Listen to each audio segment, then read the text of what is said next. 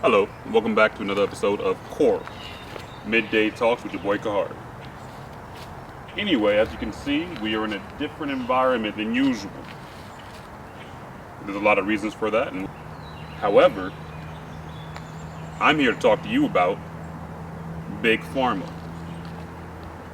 Well, I don't trust Big Pharma for a plethora of reasons. Have you ever wondered why these pills and these syrups that they give us cause a lot more damage than they're fixing? First and foremost, can anybody tell me why our medicine is based in petroleum instead of natural herbal remedies? I'll wait. Go ahead. I'll tell you why. It's because John D. Rockefeller wanted to make more money in his oil trade. Now, I'm not going to get into the whole history of John D. Rockefeller, all of that. However, one thing you got to know is his father name was Devil Bill. His father was evil. And he brought up all of his seven to nine children up on those evil tendencies. So when John D. Rockefeller was making his fortune and the government audited him, what did he do? He sold off all of his assets. This is how Rockefeller made all the money that he did. He had to break up his assets and sell them off so the government wouldn't indict him. During this time, around 1894 to 1903, Rockefeller also made a lot of different advancements in the world of medicine. The American Cancer Society in 1913. And during that time, he also gave over $100 million to universities and hospitals through the GED Fund, aka known as the General Education Board. Why is that relevant? Because during this time, Rockefeller was in charge of a lot of the oil that was being produced, and he wanted to make even more of a profit. His idea was to change Big Pharma from natural medicines into petroleum-based medicines, thus expanding his money-making schemes. Have you ever realized that nothing that you actually take actually heals you or fixes the problem that is at hand? That is again because we are consuming petroleum-based medicines. Petroleum, for those of you that do not know, is oil. We're consuming chemicals to fix chemical imbalances. And you tell me why that doesn't make any sense, because that doesn't make any sense to me. I want to get back to natural herbal remedies back before the Rockefeller man got his hands on it. How did Rockefeller do this? He talked to his buddy Andrew Carnegie, another plutocrat. He's another plutocrat who made his money in monopolizing the steel industry. And they cooked up a scheme using the Carnegie Foundation. They sent a man named Abraham Flexner to travel around the country and report on the status of medical colleges and hospitals around the country. This was known as the Flexner Report. And this report gave way to the birth of modern medicine as we know it today, aka the petroleum-based medicine I was talking to you about. Before that, everyone was working with natural herbal remedies that they learned from their grandmother and Native Americans, like the soups, the rubs, the things that you go to your great-grandmother for, and she's like, I got the fix for you, and makes this big giant pot of something that you got to eat that might taste nasty, but it's definitely going to help you feel better. Rockefeller and his buddies turned that on its head. You ever see those commercials where it's like, have you or a loved one ever been diagnosed with mesothelioma? Well, you might be entitled to compensation, blank to blank. You know what I'm saying? You know what I'm talking about, right? Those commercials are here because when people put out pills and people put out medicines, they need to be approved. However, they only need to be approved in a trial stand. I think it's 1,500,000. That's a lot of people to get mesothelioma from a pill. But the problem is the way statistics works and the way that the government works, that is not significant enough to outlaw the pill. So there's a lot of pills and a lot of medicines that are in the world right now that 100% give people other diseases. Natural herbal remedies, although they aren't as studied, they still help people They're not going to be studied because modern day medicine, and they're not going to study herbal medicine. They're not going to study your ancient ancestors' medicines. They're going to keep on doing these pharmaceuticals that are based in petroleum. Why? Because it makes them money. It makes the government money. How does this make the government money? If the government medicines do not directly cure diseases, but they only lessen illnesses and lessen the effects of these diseases or illnesses, these conditions will never actually be healed. Thus, you will continually have to go to the government and your doctor to get another fix, to get another remedy, to try to help yourself more. The government are making the most absurd amount of money through big pharma and hospitals. I've been to a hospital or gotten medicine, and what is the common denominator? That shit is expensive. It is so expensive that a lot of people die because they cannot afford whatever medicines or help that they're trying to buy.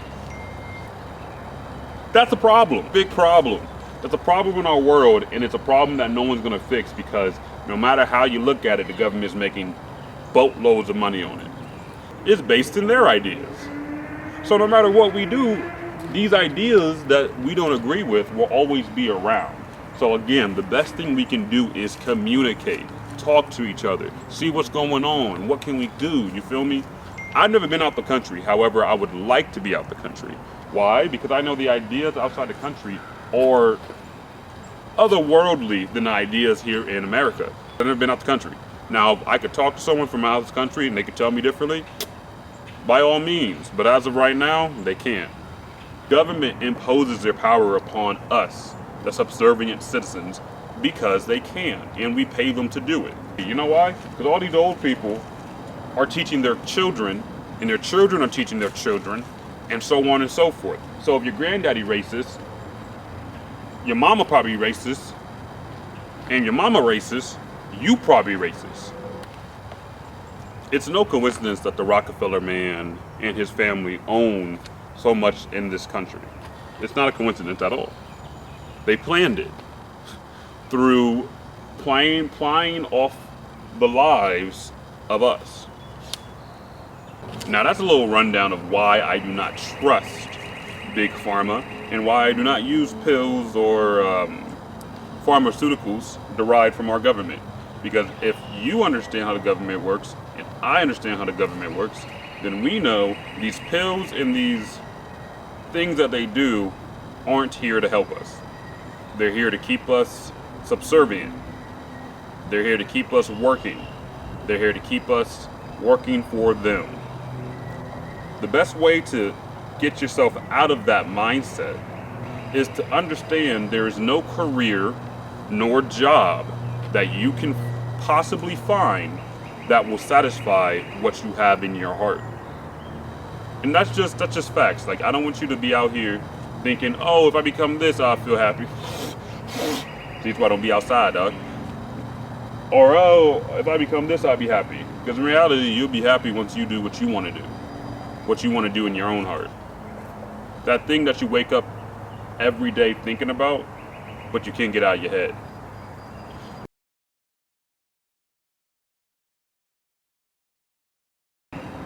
Anyway, why am I in the woods, you might ask? I am in the woods because a lot of things have happened in the last, I want to say 6 months. The biggest thing I learned from this is don't get too comfortable. Your entire life could change at a drop of a hat. Anything could happen. All you need to know is stick to your wits, stick to your guns, and understand who you are in the moment, and you'll push through. Because really, we can't control anything that's happening. All we can do is control how we react to what's happening. One thing that you might not know about me is just wait for this plane to go by. Check out the fit though. Y'all didn't even pee, babe. Hold up. Y'all didn't even pee. Peep a fit, dog. Like, keep it, bro. Like, ain't nobody coming correct like this out here. Y'all didn't even peep the pan. You can't even see the pan. Look at that. Come on now. Come on now. Come on now. Who you know that got drip like this? Who you know that dress like this? Who you know that look good like this? Me. I know. The outfit you see me wearing right now, this is just the last installment of Dark Facade. Dark Facade coming at you. Dark Facade coming at you. Check out my YouTube. Check out my podcast. Check out my Instagram. K.O.R.L.store is my store online. That's my URL. Check that out as well.